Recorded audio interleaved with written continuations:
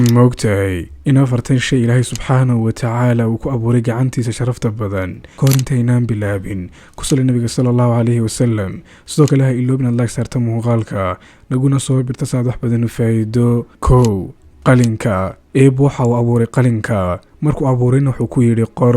qalinkii waxa uu ku yidhi maxaan qora ilaahayow? markaas ayuu eebba ku yidhi qor qadarka iyo dhammaan waxa dhici doona ilaa iyo ay qiyaamadu ka timaado.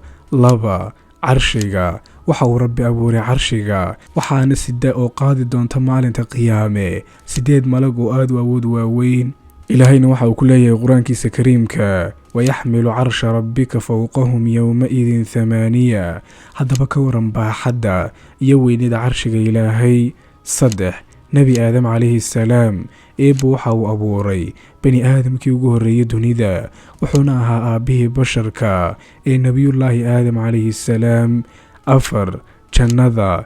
eebba waxa uu abuuray jannada wuxuuna u sameeyey dabaqyo kala duwan misana kala qaalisan oo loo shaqaysto. haddaba daawade adiga su'aal haddii aan ku weydiiyo hore ma u ogeyd? qaybta kommentiga hoose iigu sheeg. ha iloobin inaad follow noo saarto youtube-ka iyo facebookga profileka saaranna aad subscribe dhahdo.